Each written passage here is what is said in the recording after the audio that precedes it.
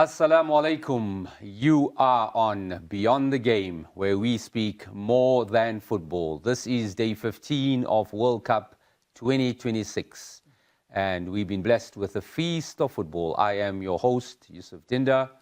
I have my co-host, Allan, in studio tonight.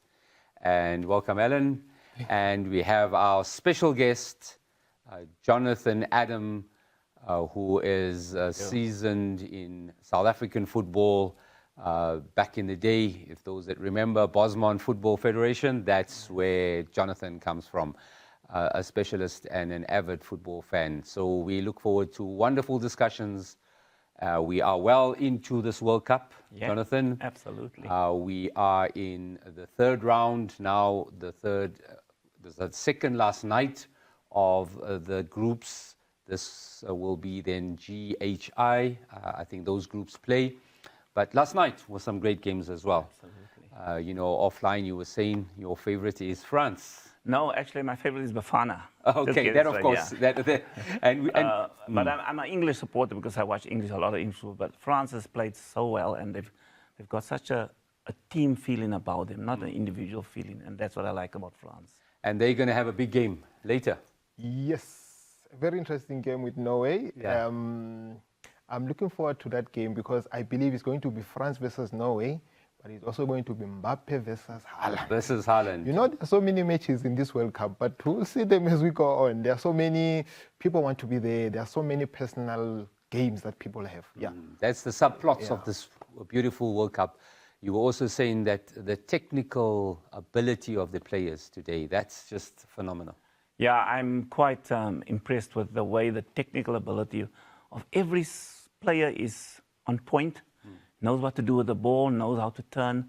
So it's unbelievable that social media has taken football to the next level because anybody can get into the programs to see what they're doing, what the coaches are doing, the Guardiolas are doing with these players. So it should be where football becomes better and better and the players become technical and more technical, and we don't see a mistrap and all this time. But also we have to give a testament to the football fields in America. They are in very, very good stand. I just love those stadiums. I think they're so unique, right? And I mean, even the ones in Mexico, beautiful stadiums. Yeah. Even the ones in Canada, right? Diverse. So this is all what makes this beautiful game beautiful. Of course, last night, let's just get into some of those games. It was quite a shocker. Who would have expected Germany? You did? Yes. Okay. Me too. Look, there are some things that you see when you watch a match, especially if you've got football background like Jonathan would confirm. When you're watching a match, there are some instances that get you worried, especially if you're supporting a team. You question a lot of things. Ball position is important. Of course, you can win a match without ball position, whatever, you can park the bus and do counter. But there are instances where you're not comfortable. We can't make passes.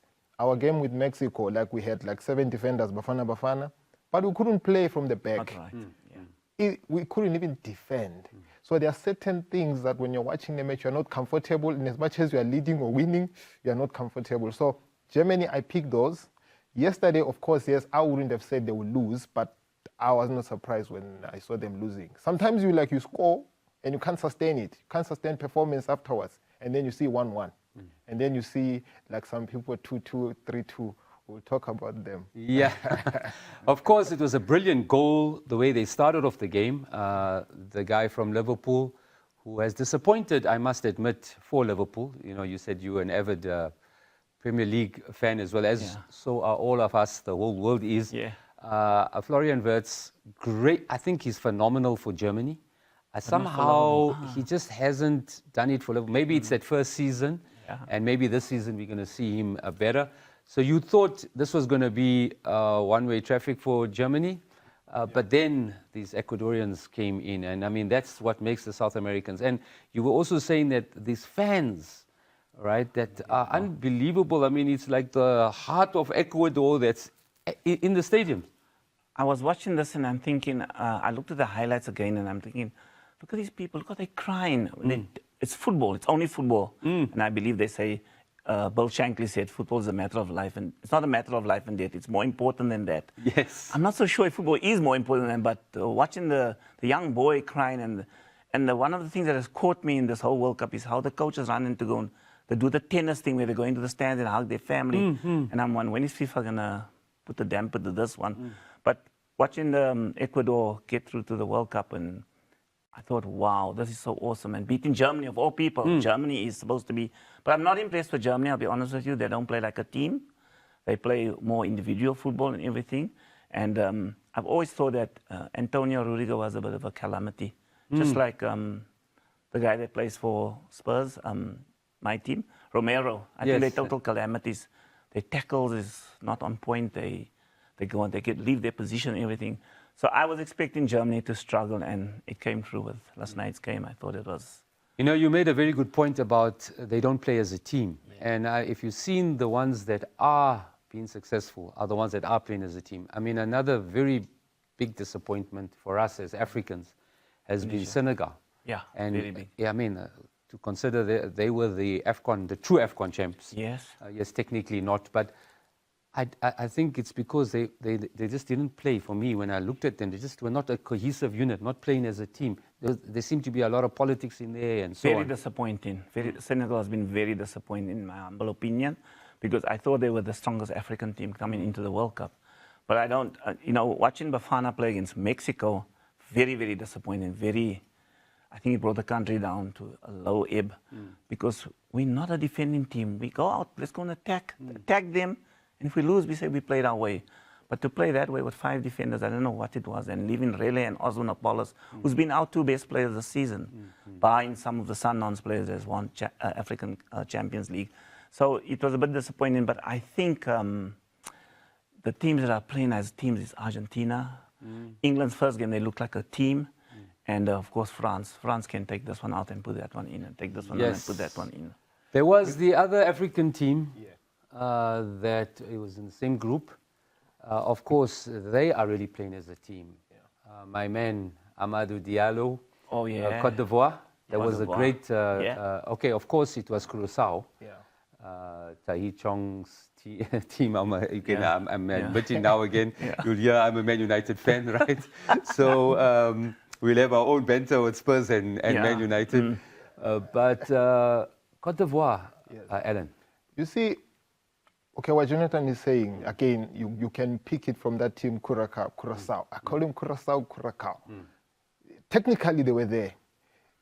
You create chances for you to win a match. They were there. They were creating it. You wouldn't tell that, like, if you look, people will be like, no, Ivory Coast will cruise nicely. But they were there. They created chances. They took shots at goal. They attempted to score. We played Mexico. We had 3 shots at goal. Bafana. 3. Was it 3 shots? The following match, we had 17. There we go. Because that shows that you are trying to score, you want to score. Curaçao, they were there. I watched that match. It was impressive to watch. So they create chances. But with the issue of Senegal, I heard there was this story about bonuses and what. I don't get it, because a stage like the World Cup, for me, is too high a stage. You are well motivated on your own with that money, because they do get paid, yes, but a World Cup is not compared to some friendly match somewhere where you are risking long flights from Europe to go and play for nothing. So I don't understand why you can boycott performance. That is if it's true. You underperform because bonuses, stories of bonuses, which characterize African football as a whole. I'm glad that Gaten McKenzie is giving our guys 5 million per win, if what I heard is true. But Ivory Coast, for me, they're a team. France are a team, because every department, France has players. Portugal are good in the midfield department, but if you find DRC, they will choke you and you become mediocre. But for me, France looks a complete team. I'm still waiting to see what Spain are trying to do. I want to put you on the spot on Côte d'Ivoire. I know you've been an avid, talking of the African teams. Nicolas Pepe. Yes. Wasn't that a performance? Former Arsenal man, the former Arsenal man. But I also like the fact that they kind of tweaked the side. I was hoping that N'Golo Kante will play today for France, but I think they are going to take that match serious, and they're going to bring everyone in, because you want to run that risk of finishing second. Then your part is different. So with Ivory Coast, I noticed they put Pepe there. And I think my boy Diomande, I think there's too much pressure on him. I think the issue of going to Liverpool or not, is this They talk transfer about thing 100 is million value for him. Crazy. it's preoccupying him, and I think it's becoming heavy on the boy. I think he hasn't given us, because he plays in Germany, right? My expectation was when they played Germany, he was going to perform mightily, but it seems like they were waiting for him. But let's see how it goes. But Ivory Coast, they seem to be having it right. If you notice their coach, he was hired during the AFCON, where they fired the coach for losing. He took over from there. It's been smooth going once, and they've passed through heavy criticism and stuff and controversies. But look at where they are now. Yeah, you want to, sorry, go ahead. Yeah. On that, that you're speaking about, he might be under the pressure because of his 100 million hanging on his head because of Liverpool wanting to buy him, but he still goes past players. He still makes the chances. He still comes around and still goes past those right backs, and he puts the ball in the middle, and that's important. I mean, I've never seen Pepe take goals so easily before. He's always missed a lot of goals playing for Arsenal. So that was very enlightening to see him do that last night, and really taking his time with those goals and everything like that. But That also was- it seems like it's the team's the team spirit, man. They've got the team spirit. Got Frank all the- Casey, yeah. Frank Casey, I see He's him pushing them. leading, He's leading pushing these them. kids around him. So I Yeah. think they've got something good going on. Ivory Coast. So, yeah, I think from the African teams, one of the favorites to go the long way. There was another game which I know you have been watching, and it looks like, and I'm going to hold you on to that one there, it looks like if all things and the stars line Align. up, you're going to have your dream come true. He's been saying, Alan, that he making wants dua. this big Brian Brobby from Holland Yeah. to go up against our TLB. TLB, our Mbokazi, Mbokazi, right? he's So him what away. he's saying, so how this is going to, okay, firstly, let's say he scored again. Yes. Great victory for them. Yeah. This is something that I bring up every show. The guy who predicted the winners of the last 3 or 4 World Cups has predicted Netherlands winning the World Cup. For the first time. So we have to break the spell because we play Canada. Yeah. Netherlands have a hell of a tie in the next round, 32. They play Morocco, Wow. who are also one of the key runners for African teams. I mean, it's so sad Yeah. to have 2 top teams like that, one having to go out. The winners of those play against the winners of South Africa and Canada. Okay. So you could have a Morocco, South Africa, or a That would be good. Holland, That would be good. or, Morocco, or, South or a Africa. Holland, South Africa. Yeah. He wants Brian Brobby against TLB. Whereas- You reckon Morocco, South Africa? I would like that because Morocco, for me, has been technically so superior to most of the teams they played against. But then you must remember, all their players are from Europe. Yes. None of them are really from Africa. So they're technically so sound, and they're so good. They turn, they do.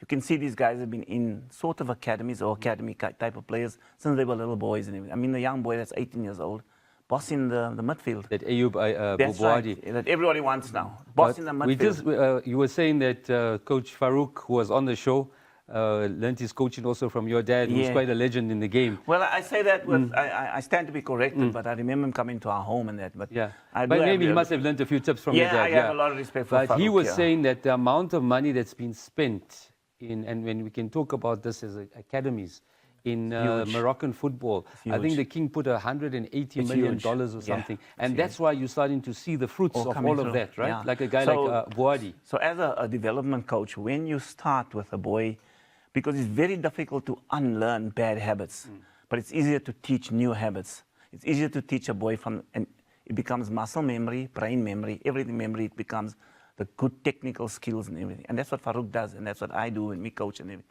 It's very important that. But when you invest in your academies, you'll see coming to, like Morocco is a top-class football team, and they play as a team.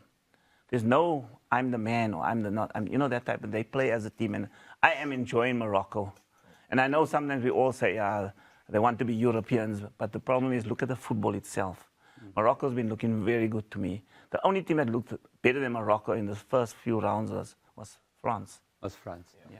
Morocco, on your, from your side, I know you were a little negative about Morocco, whether it was, you said we should take it as a, with a pinch of salt. Yes. But as Jonathan says, these guys are playing in top leagues. I mean, Ashraf Hakimi, captain of PSG, wins the Champions League twice. back to back. I mean, he believes his team can win this World Cup. I believe so too. That I would like an African team, but I have hope that I think Bafana, I might sound crazy, but if we play the way we can play, who knows? Who knows? Eh? Look, somebody reminded me what Saibari did in the AFCON, the towel gate, when they were taking the towel of Nigerian goalkeeper Wabali. Yeah. They would, and the Senegal keeper. Somebody reminded me, and I forgot all his goals. But look, there are certain games that are influenced by certain dynamics. Where, you know, when it's South Africa versus Nigeria, we went to play a game in Uyo with Tokele Ranti. We beat Nigeria there under Coach Mashaba, and we make special dua for him because he's not feeling well at all. Yeah. So, you know, when it's South Africa, Nigeria, it's fireworks. When it's Nigeria, Ghana, it's fireworks.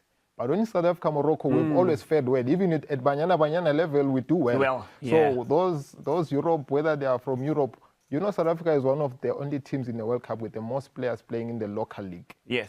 Now, that speaks as well as we're talking about the technical abilities. We're standing our ground with players from local. In as much as I would have wished Kaizer Chiefs to take up this space as well, but we're actually taking up space. Technically, we're there. We're able to play. We're able to compete. We're able to challenge teams. Let's forget the Mexico game, but I think Bafana started showing signs of who we are in the second match and the match against Korea. Yeah. So let's use our skill. No one can touch us. They're scared of that play that we offer. That's why I say we go to South African football and we will. You know, I watched Rele on that pitch. He glides over the pitch. He does what he wants with the ball, and they all back off. I mean, he turned those poor Czechia players inside out, you know what I mean? So, and you look at Czechia, they've got players playing in the English Premier League, in France, in Europe, all over in Europe. And we gave them a good go. So I don't know why we don't just play the way we can play, and let's take it to the And I think we're starting to see, and the boys are also sounding very confident. I think he's got his right selections now. So, of course, we can't not but speak about Bafana. Yes, there's so much of other football, but we can't talk about it because the butterflies are there. They're starting to flutter. As we come to Sunday night, it's 9 p.m. on Sunday evening, and what a day for South African football that will be. There was another very big game, of course, under your ex-coach, Poch.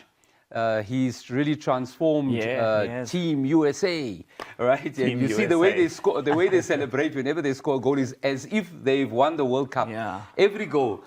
I must come back to Allan. Yes. And Allan somehow has got this crystal ball. I don't know, he's a prophet of football because everything he predicts comes true. And he predicted, of course, the USA were on such a high. They've been playing tremendous football in this group stage. And you would have thought a very disappointing Turkish team, Turkey team, wasn't beat them. really disappointed. You would have thought they would have come to the next stage. They pull off last, 90 plus 8 minute goal. I thought that Güler was excellent, the boy from Madrid. It was just a pity that in the last week they couldn't even get 1 point. Had they just gotten 1 point in 1 year, they could have had a chance to get in. Sadly, they didn't. I mean, bad result against Australia. But a great result for them. I think they go back with some respectability. But let's talk about Team USA. Right, you would understand. Poch did amazing work under Spurs at the time. He took you to the Champions League final. We should have won the league with him. We should have won the league with him. I think it was sad that you got rid of him. Since then, maybe you got a good coach now. I think De Zerbi looks like a Jewish boy, Daniel. But of course. But let's talk of Poch and what he's done with this US team. Again, the academy is very strong. I think the league is strong. You spoke about that with all these top players that are coming in there. Team USA, in your views? Team USA is looking very, very good to me. Watching them playing, and they look like they're also a team, not just guys put together and everything. But then you have the Pochettino. He was Spurs manager for 6 years, the coach. And I used to go in. I could go in and watch on the social media. I could watch the training sessions and everything. Very good man, mentor, very, very good and everything. And players play for him. They love to play for him because he's a good man management guy. He's a good coach. He's a good human being and everything. And when he was fired by Spurs, it was a travesty. And it's taken us back like 6-7 years. That's where we are. Team USA, with the backing of the United States people, and I don't know what they've been promised, but they're looking very, very good. I must tell you that. It was a shock too. But Turkey is a big disappointment also. Yes, of course. Because Turkey's got technically very excellent good players. Turkey's got very good players that play in all the great leagues in the world. And talking about the guy of Real Madrid, he was a bit part player, and then he came through and he started playing really cool, eh? Yeah. And he's excellent. A good Just player, like the guy that plays for Morocco, Diaz. Yes. Also, Yeah. very good players, and you can just see it. But so when you're playing for Madrid, obviously you have to be technically at a very high standard, so you can see these guys. But yeah, I didn't expect Turkey to beat the USA, but World Cup is World Cup. World Cup is World Cup. Yeah, look, of course, USA go through. They got a lucky, like South Africa. I think we must be blessed. We got a good draw. I mean, and there's no disrespect to my family in Canada, who are also split now because the next generation, the kids are supporting South Africa, but the parents that were born in South Africa are actually, that are living in Canada for the last 40 years, they want to support Canada. supporting Canada. So I don't know, that's another story. Yeah. But we've been blessed with that. I think the USA also got a good draw.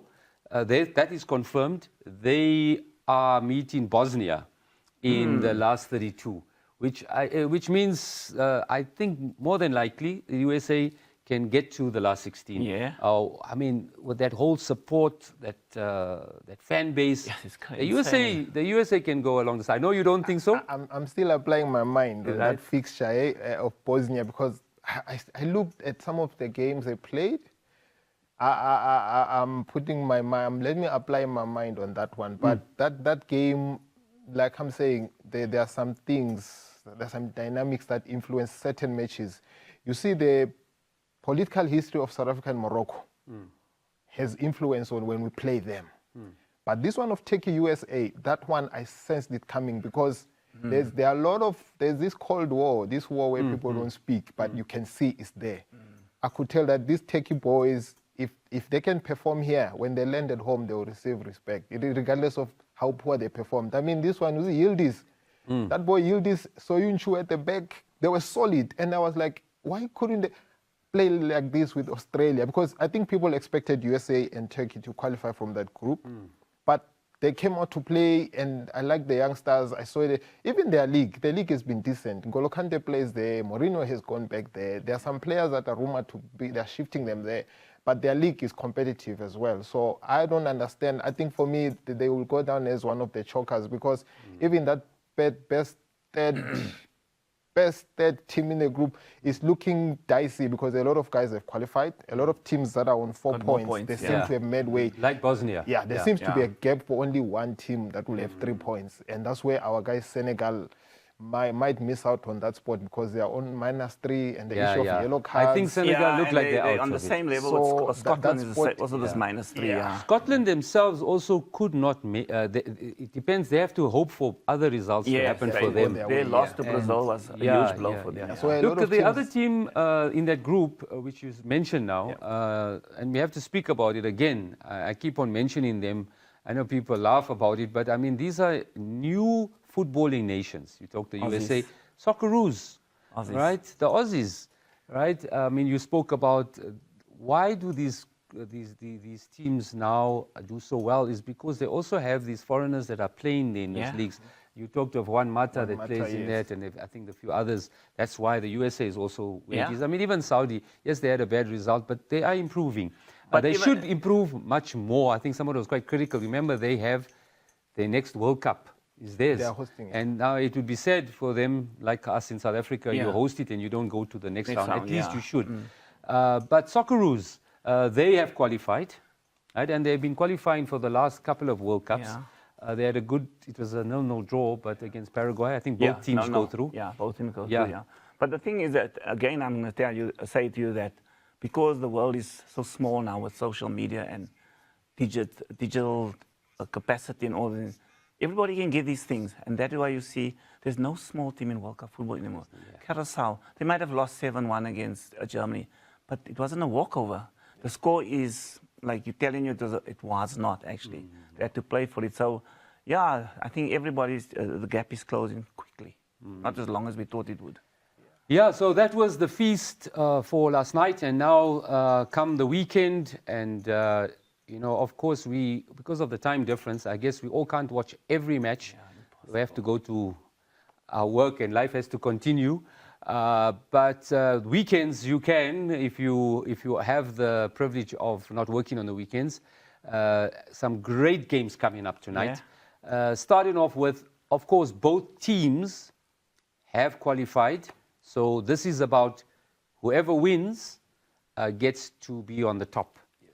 And you mentioned there's a subplot there, and we'll start with that subplot. We have been speaking on this show as well. Sadly, we are seeing a lot of the legends of the game going to be leaving us. This is probably their last World Cup. The likes of Lionel Messi, the likes of Cristiano Ronaldo, Modric, and others. Perhaps maybe even Harry Kane, I don't know. Harry Kane too, yeah, I think it will be his last. But you're starting to see this emerging talent come in. Too much. And we can't but not speak about Erling Haaland. I call him a freak of nature. The Viking. Right, the Viking. And then, of course, I think emotional. He can be quite blow hot and cold at times.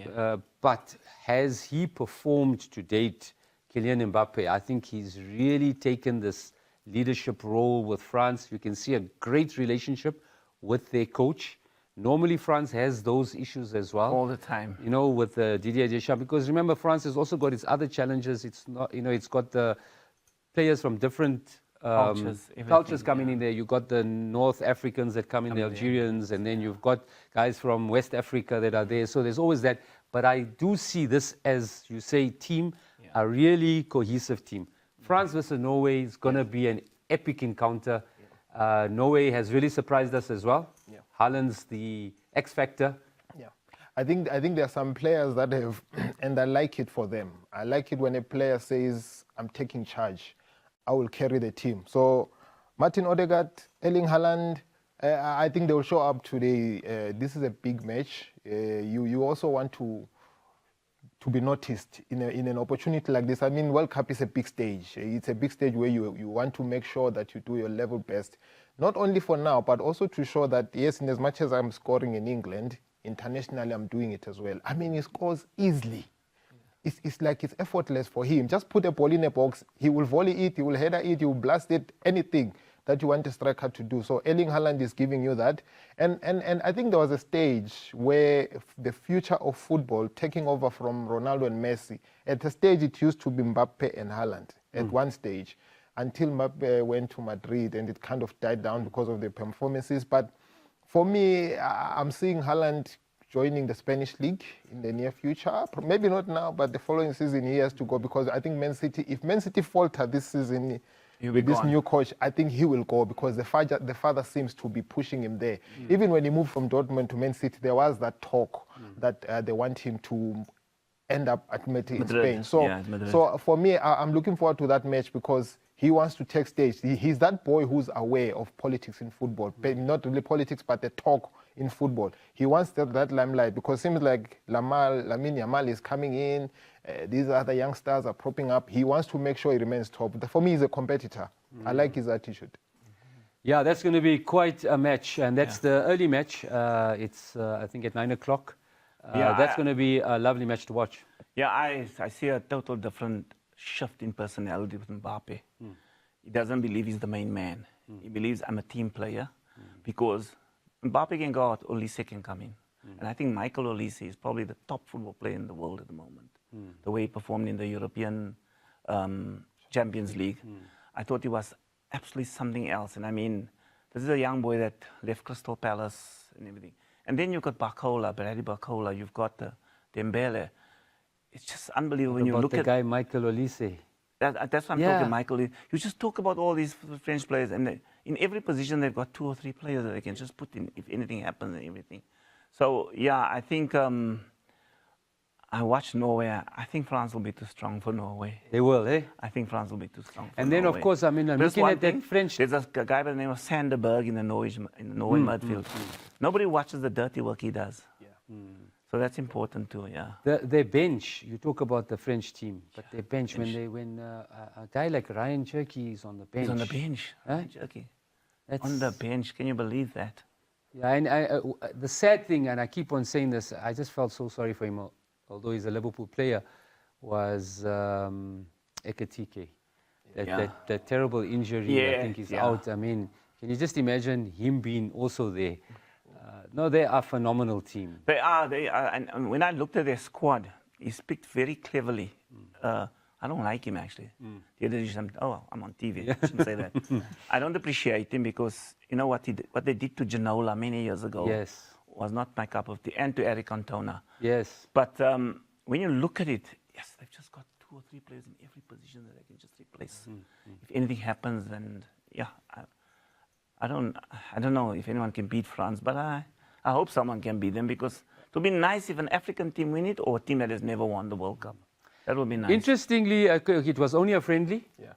But prior to this World Cup, I think 2 weeks before, Côte d'Ivoire team, I remember Amad Diallo scoring the winner against France. Yes. I think if there's one team, or the teams that can break France, are the African teams. They're scared of the African teams, right? Because some people say they are African team in disguise. Yeah, but they are scared of the African teams. Yeah, so, you know, coming up against Côte d'Ivoire later, that could actually really rock France. There's also the boy from Inter, Thuram. Oh, yes. Striker. Yes. He can't get minutes. He can't get minutes. Rabiot has got N'Golo Kante. The team is stacked. That's why I was Now, saying. these are the guys you're talking that's on the bench. On the bench. That's why I was saying every department they've got. I mean, their goalkeeper is massive. Mignon is massive. That goalkeeper is massive. So they've got every department covered. But I think with one thing about African teams, following from 2006, Senegal, we ride on momentum. Once we do it get it, there's that thing that pushes you.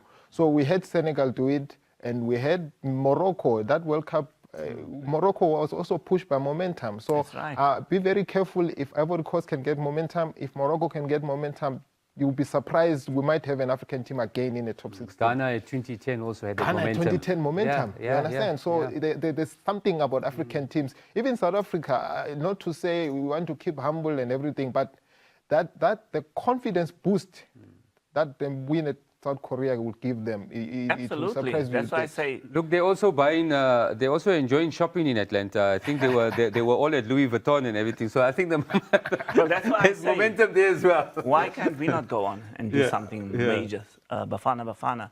And that's why I say to you that this World Cup is up for grabs.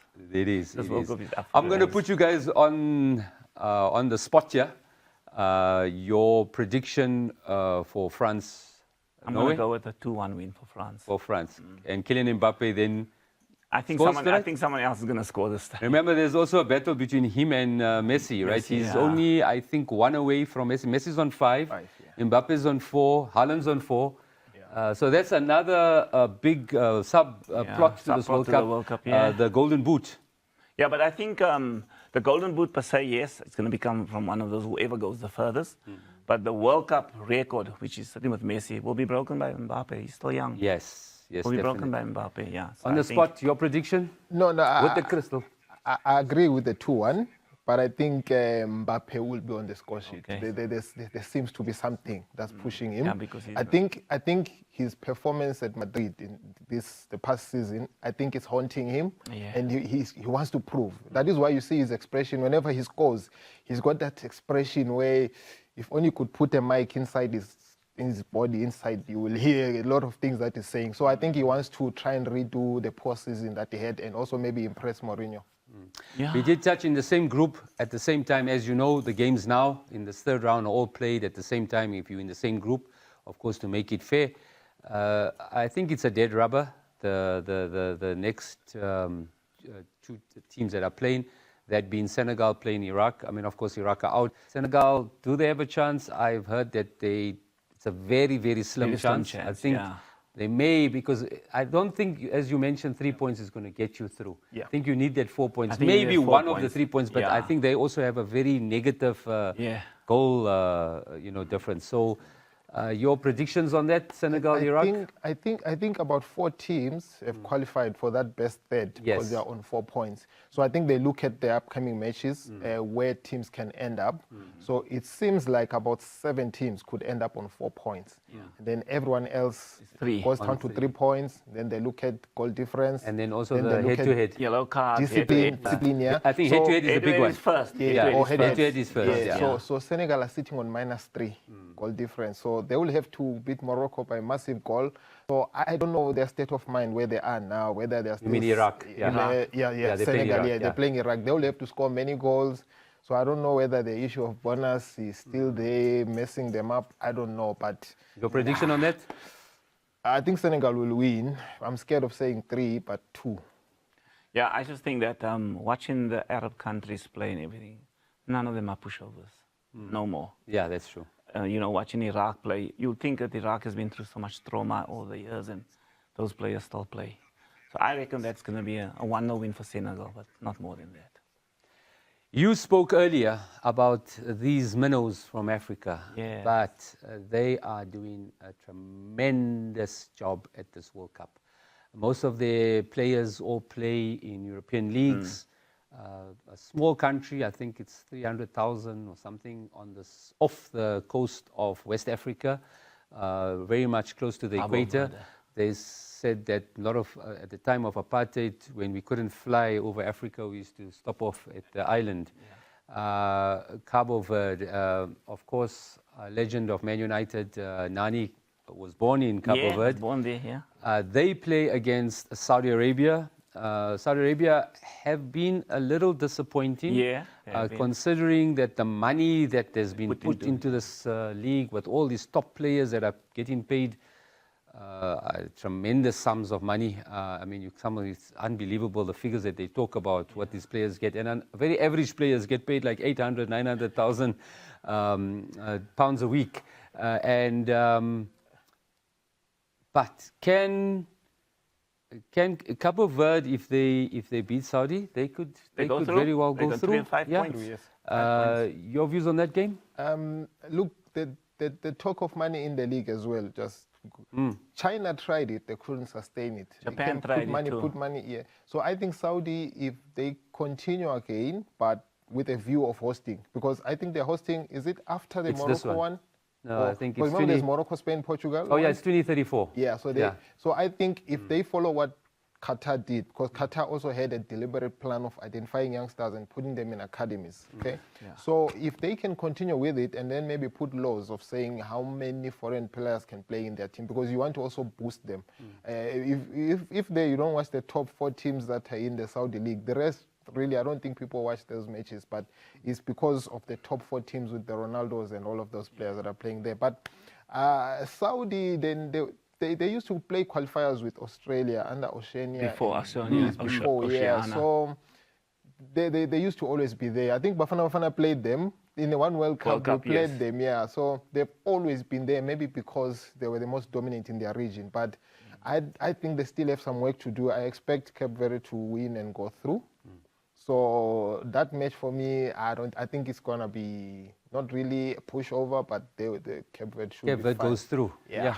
For me, it's Cape Verde should be. And watching them play football, very good football. By the way, they've been playing very good football. As I said earlier on, the football's been really entertaining and very good football. Technically, I mean, every team could make 4 or 5 passes together, which is rare. You never seen that much over the past many World Cups that's gone by. And but coming back to Saudi Arabia, once again, you're making the mistake of putting money in your top leagues and not in your academies. And then you don't build up from the bottom. So you should put money there, but also money there.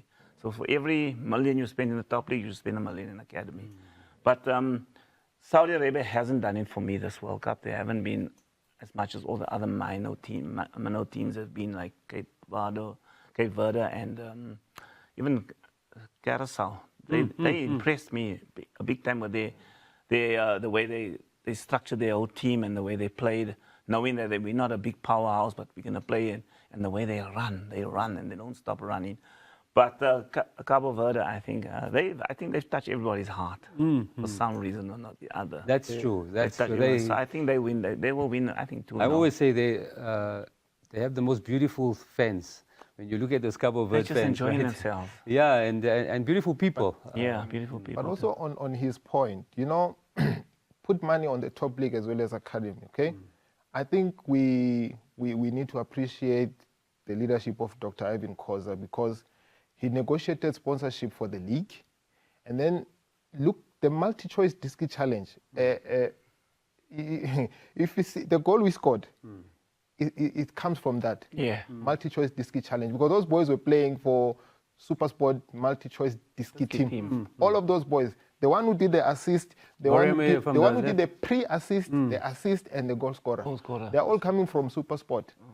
Mokoena come from Supersport. Williams come from Supersport. Those were boys, the football club. They came from the multi-choice disc challenge. Mbogazi come from the disc challenge.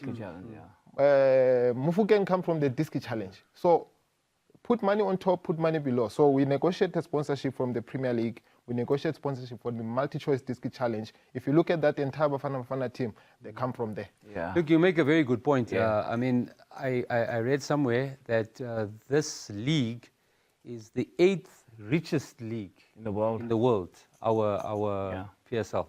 So that deal, that SuperSport deal, was a huge deal, and we don't realize the work that was done all those years back, because I mean this money was done. I think there was some controversy about it as well at the time, but that's all the fruits of now the work that was done. Academy, But I just want you all to know, the one that plays next to TLB. Emmy Ocon. Emmy Ocon, Supersport as well. No, he's from Florida Albion. I had him in my soccer school whenever I coached his brother, and he's not training, he would come train with the boys there. Emmy Ocon. His brother is Udemy Ocon. Udemy Ocon, 400-meter champion. The 400-meter champion. No, relay. world 400-meter champion. Relay, That boy used to train with me. Wow. And so when you watch Emmy, very shy boy, and how he's just blossomed. And there was another boy that we should have had in that team. We left him out, is Chandra Campbell. He's also brilliant and everything, but coming back to development is so important that you put the money in there, and you put the money evenly around it, because you spoke about the Dusky Challenge. I don't know how many people watch those games, but I watch them on TV and everything. And you can see how these guys are building up together. Relay comes from the Dusky Challenge. They all come from the Dusky Challenge, and that's an important league for us. That I watched Orlando Pirates winning this year with young boys and everything, like unbelievable. So they've won the PSL, they've won something's happening, and yet they don't have an academy. What I love about these conversations is I try to take you guys back to the games of all the other games, and we go back to South Africa, and that's a great thing. It's because of how passionate we are, and the analysts and the specialists' passion for South African football. There is another game, and you spoke about it. You said you can't write off these Middle Eastern teams now. No, you can't. Right? Of course, Egypt is technically an African team, but they have a very strong link to the Middle East. You've got coached by a legend of the game, Hossam Hassan. The two brothers are there. A legend. When you just look at him, he instills fear. Yeah. But he was a powerful striker, wasn't he? He put fear into us in South Africa. He did, eh? In AFCON 1996, he put fear into South Africa. Egypt was the only team that beat us. Remember, Zayn in that game was brilliant. Yes. Eh? One of the few games he played, but brilliant. But that guy put fear into us. And that they beat us at FNB Stadium, Egypt. And that's the only match we lost in that 1996. Yes, AFCON. Egypt beat us, and the rest we beat all the rest and everything. Yeah, so that was quite. It's nice to see those two brothers up there. You were at the time still in Rivoli. I was at the stadium. Oh yeah. I remember I was living in Meerdale, but it's just around the corner from the stadium. I remember it was in the month of Ramadan. That's so right. It was very difficult for us to watch, and I remember I used to perform the prayers in Ramadan Taraweeh in Fleurhof. Yes. And whilst we're reading, you hear this uproar and you realize Bafana scoring, and it was a very unique time. Yeah, good. But a good game, again, against a team that's been rather prejudiced. Of course, there's a war going on at the time, so between the US and Iran, and of course that's a whole nother subplot. Iran not being allowed to be based in the US. Flying in and out. Flying in and out from Crazy. there. But like every negative, there's always a positive, always Yeah. a shining light. And they are now singing, the Mexicans. This has become this adopted team, Iran. Yeah. They sing for Iran. If you listen to those Iranian players saying how they have really taken to Mexican culture, I wonder if over time you're going to have some Mexican, Iranian combination of kids coming out. Who knows? Who All the knows? fans that are there. It'll be quite a beautiful combination. Yeah. They're beautiful people, both Mexicans and Iranians. A great encounter, Iran and Egypt. It's going to be tough. Yeah, it's going to be hard. That match, there used to be a tournament of Arab teams. Arab tournament, yeah. Arab tournament, and Egypt seemed to have dominated that. So I think that could push Egypt to just take that match and control it and win it. But ideally, if things were up to me, I would have wished Egypt to donate. I know it won't happen. I would have wished Egypt to donate the 3 points so that Iran go through. I just want to see Iran just go through because I'm not happy with how they're being treated. So for me, the more they go through and push forward, Iran, South Africa, you know, these people that are not wanted and hated for other things that are not football, I would have wished to see them go forward. But I think Egypt should be fine. I mean, Hossam said there's that AFCON they played in Burkina Faso where him and Benny McCarthy were top goal scorers. Yeah. I don't know if it was 17 or is it Benny was wearing number 17. I was still young, but I remember him and Benny McCarthy were joint top goal scorers. But I'm happy local coaches are doing well. Egypt has a local coach. Senegal has a local coach. Ivory Coast has a local coach. They are doing well. I like They're that. impressing us. So you like seeing that. You like seeing that, them doing well. So I think Egypt should be fine. Yeah. And I think Egypt is the only African country that will win the league, the group. Yeah. So I'm going to put you on the spot again. We always do predictions here. Your prediction? I'm scared of always giving high scores of 3-0, but I think 2-1. Omar Mamouche and my brother Salah. Mohamed Salah, yeah. No, I wonder where is he going to? He's not which team he hasn't said. Is probably Saudi, and going to get a lovely paycheck. Your prediction on that game? Well, first of all, I have to just give ups to Iran. When your country is going through a war, and you're playing you have to play in a country that is at war with your country. It's weird. And that's why I say football is such a peace-loving, giving sport. I mean, it's the biggest sport in the world. So, I'm very impressed with Iran, watching them. Very impressed with Iran. To know those players are sitting with this thing in the back of their minds and playing football. Like I said to you about matter of life and death, it's more important than that. But I would love, I'm African, Egypt. Yeah, I would love Egypt to win. I think they win 2-1. They'll win 2-1. Yeah, of course, Mohamed Salah, this, again, we talked about the legends that are leaving the game. He's it's one. probably his last World Cup. Do you not think he's the greatest African player? I do believe so. I do believe so. I think he's also not judged. He wasn't judged well enough, he was judged too much. Unfortunately, wasn't given enough respect in the Premier League. I mean, what he did That for guy's Liverpool. carried Liverpool for the past carried 6-7 years, man. Yeah. I don't like those conversations of greatest African player because you bring Mohamed Abu Trika, you bring I bring them all in. Okocha. But me watching African football all the years, people will say George Weah. But this Salah has been a phenomenon. You know, Abu Trika was most feared even though he was playing in Egypt. Imagine if he went to Europe. That's true also. But look what Salah has done in the Premier League, which is not an easy Not only league. Premier League, Champions League too. Yeah, of course. Salah's delivered. He's delivered. I mean, that guy, he dribbles 3-4 Spurs players and puts the ball in the top corner, man. But you see, there's also the link between a player and a coach, and I think he had with Klopp. He had Klopp as a father figure who really pushed him, and also he had that front three. If you think of him and the beauty of Mane and the Brazilian, Firmino at the time. But if you look at Salah, very humble.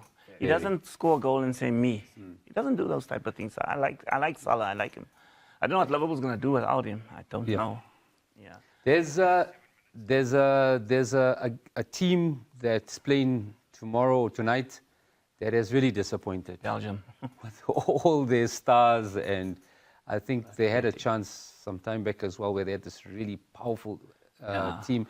But you look at your man that you say, Romelu, I don't know, there's something amiss about him. Lukaku has his star is just waning.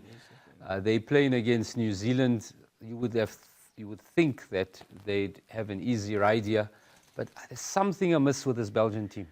Yeah, they don't have the dribblers anymore. They don't have the. For me, it's just they look very sad and dour, and they look Get the brain. Yeah, they're pedestrian. They don't really. It doesn't look like they want to play.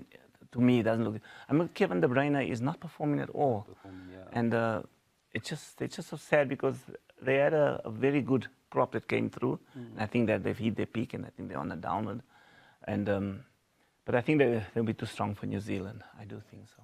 You know, this question of, we spoke about Jeremy Doku going because of his first kid that was born.